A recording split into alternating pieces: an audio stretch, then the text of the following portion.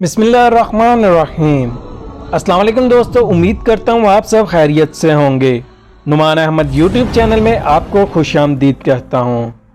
दोस्तों, एक बहुत ही अच्छी खबर लेकर आपकी खिदमत में हाजिर हुआ हूँ। वो खबर जिसका सबको था इंतज़ार। सऊदी अरेबिया से पाकिस्तान और इंडिया छुट्टी पर गए बहुत सारे लोगों को यही इंतज़ार था कि वापसी की फ्लाइट्स कब ओपन होंगी।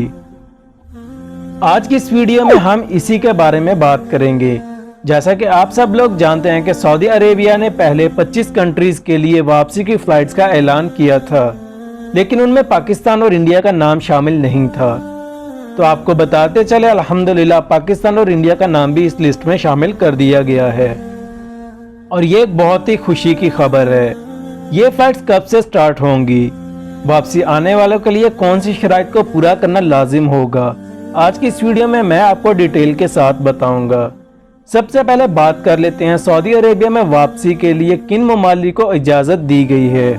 दोस्तों, इन ममालिक में अगर बात करें तो सबसे पहले UAE, Kuwait, Oman, Bahrain, Egypt, लबनान, Jordan, Tunis, Morocco, China, United Kingdom, Germany, France, Italy, Spain, Australia, तुर्की, Greece, Pakistan, India, Bangladesh, Philippine, Malaysia, South Africa, Sudan, Ethiopia, Kenya, Nigeria और इंडोनेशिया शामिल हैं। दोस्तों, अब बात करते हैं सऊदी अरेबिया वापसी आने के लिए किन शराइत पर अमल करना लाजिम होगा।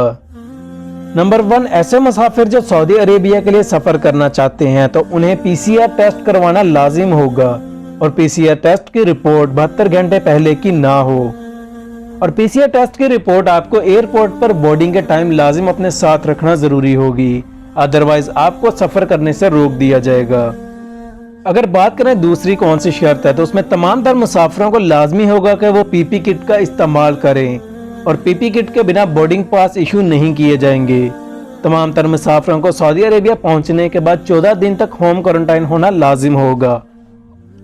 इसके अलावा तमाम तर मुसाफिरों को सऊदी अरेबिया पहुंचने के बाद अपनी सेहत के हवाले से एक इंटरव्यू देना होगा, एक डिक्लेरेशन फॉर्म फिल करना होगा जिसमें आपको अपनी सेहत के मुतालिक तमाम तर तफसीलात बतानी होंगी। दोस्तों, ये थी चंद एक शराइत जो आपके साथ शेयर की। इसके अलावा इन शराइत की तमाम तर तफसीलात मैं पिछली वीडियो में भी बता चुका हूँ। अगर आपने वो वीडियो नहीं देखी तो इसी वीडियो के डिस्क्रिप्शन में आपको वीडियो का लिंक मिल जाएगा, आप देख सकते हैं।